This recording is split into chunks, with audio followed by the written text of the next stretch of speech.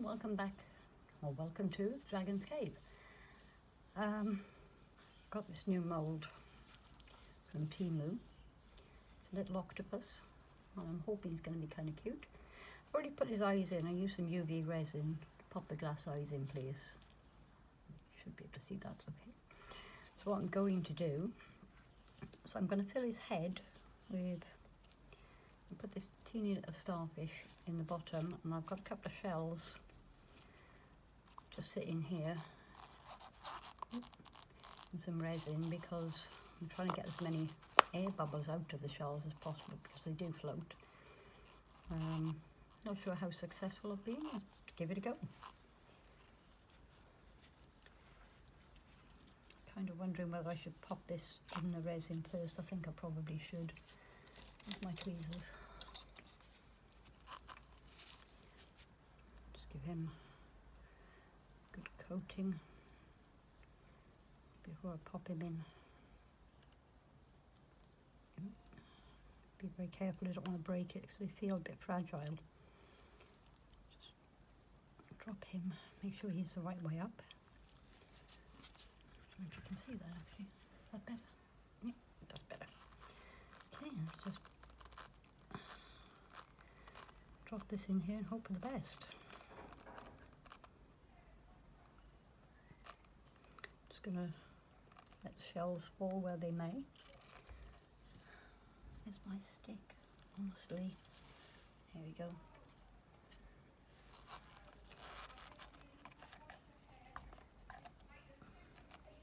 So I'm not going to fill it all the way up because I want to fill the head as much as possible. And then once this layer is set, I'm going to go in with and fill the legs with a mix of resin and sand and see how that looks. Do these about a bit. Oops. Okay, starfish is floating. Maybe I should have stuck him down first.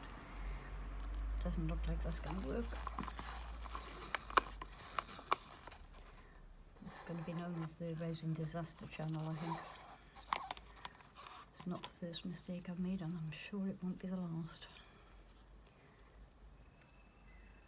Okay. Don't want to push too hard because I don't want to loosen those eyes.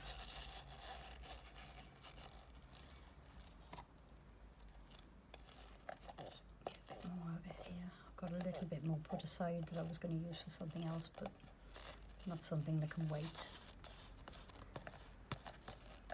You know, I've been doing this for 3 years, and this probably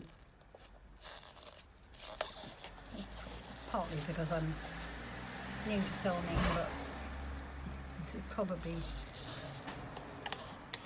first time I've had so many disasters in such a short space of time. I'm not sure whether this one will go out before the Valentine frog or after, but if you've already seen that one, you'll know exactly what I'm talking about. Okay, just think that's about all the resin I've got. Not quite as deep as I would have liked it, but it'll be okay. Didn't really want to get any clear resin into the legs anyway, and the head is almost full. I think I'm probably going to take that starfish out, unless I can persuade him to stay in the middle there. Well, let's see. Okay, and that's all my resin. Just going to have a little play about with this and see where I can make things go. There's obviously more air in these shells than I thought there was, because I was hoping they wouldn't float this much. Not sure how I could do to prevent that happening, but probably isn't a way. Unless of course I filled them with resin before I started. I have let this resin sit for a little while to thicken up before I started pouring, but looks like I should have maybe waited a little longer. Get that off there. Come down. Okay. So I'll keep poking and prodding as it sets up, try and get the shells and the starfish where I want them to be. And I'll see you for the next part. Bye. Hi, we're back for round 2 of the octopus. I know the cap looks dirty, but that's because I have had sand in there already. Just going a bit of clear resin here. Oh, hang on. See a hair in there. Got it. Okay, so I'm going to mix some sand up and put this in as a top layer and hope for better results than we had with the frog.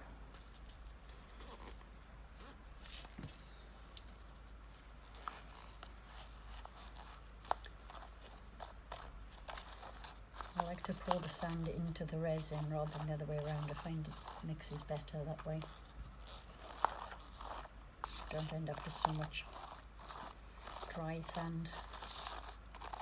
I have no idea how much I'm going to need because it's the first time I've done an octopus.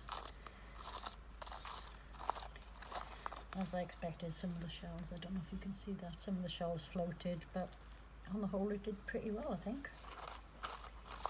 Just going to pop a bit more sand in there, a bit thicker.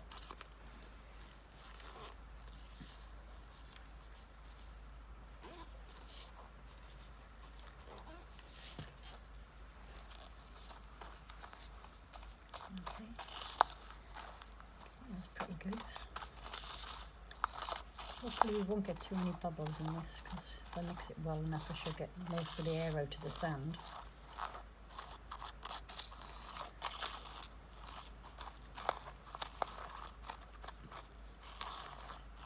Okay, cross everything. Here we go.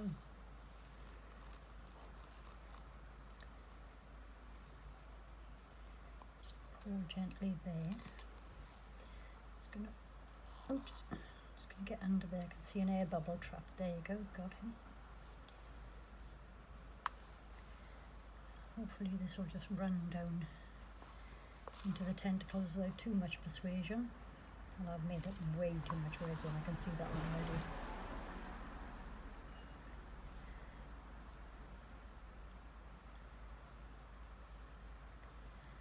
Just being very gentle with this because I don't want to scratch the mould.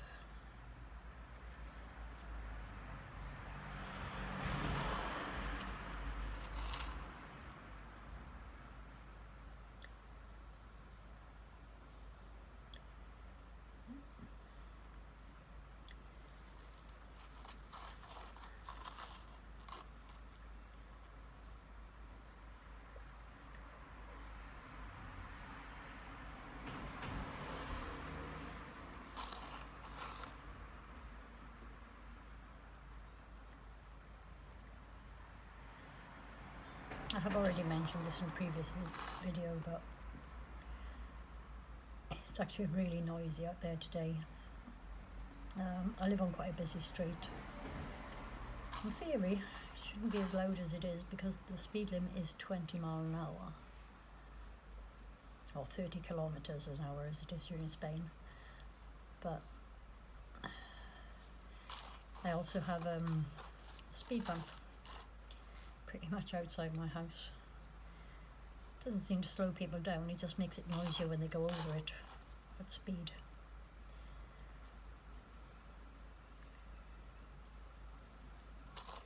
We do also get quite a lot of delivery lorries on this street because there are a couple of pubs very nearby. But unfortunately, at the moment I don't have a way of dampening the sound. Maybe if I get a microphone rather than just rely on the one built into my phone, that might help. We'll see. Or maybe I'll just stop talking altogether and put music in the background because I actually hate the sound of my own voice. Okay, where was I? Yeah, micro brush. I use these quite a bit. sometimes for painting and mould, but mostly for doing this kind of thing. I'll just pull. You can see the little, I can't see where I am, little, kind of like a cotton bud on the end, so I've pulled that off. Which leaves me with a little, oops, there we go, little pointy stick for getting into the corners and getting the bubbles out.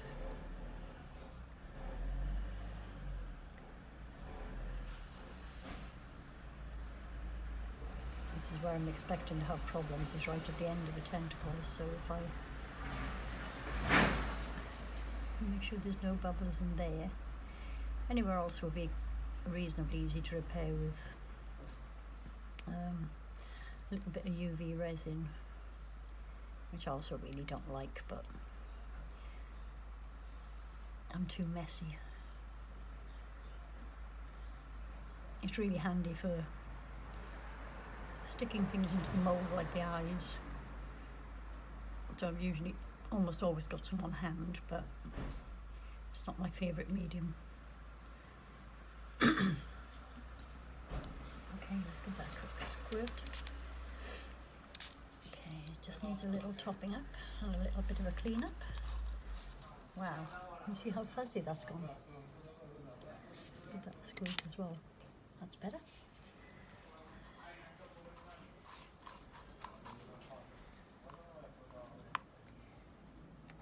I mean, if you use resin yourself, you'll know that it does shrink a little in the mould as it dries, so I like, as far as possible, dome it just a tiny bit. My problem is a tendency to be a little bit heavy-handed, so it ends up going everywhere. So sometimes it's just easier to let it shrink and then put a top coat on it afterwards. Okay, let's get a cotton bud. A little bit of a tidy up there. You can probably hear the delivery man outside having a chat in Spanish. I have no idea what they're saying. My Spanish isn't actually that bad, but they talk so fast.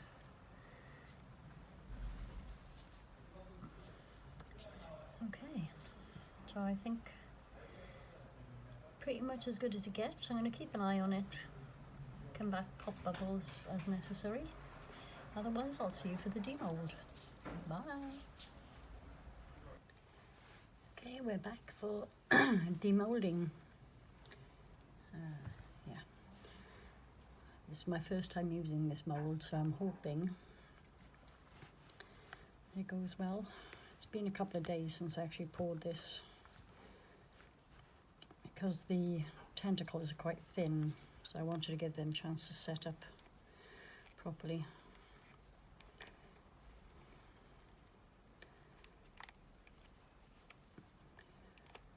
So sure, you know, the thinner the resin, the longer it takes to set.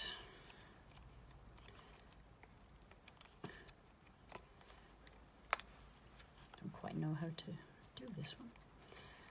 Oops, try and keep it in frame.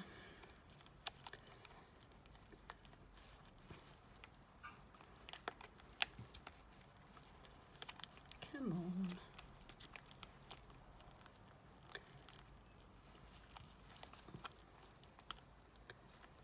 Might need to get a bit of alcohol behind this again. No, it's peeling away.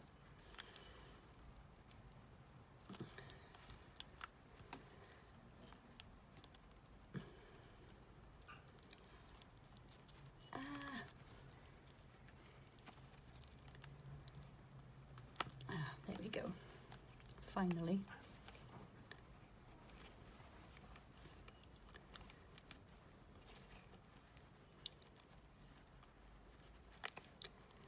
Nearly there.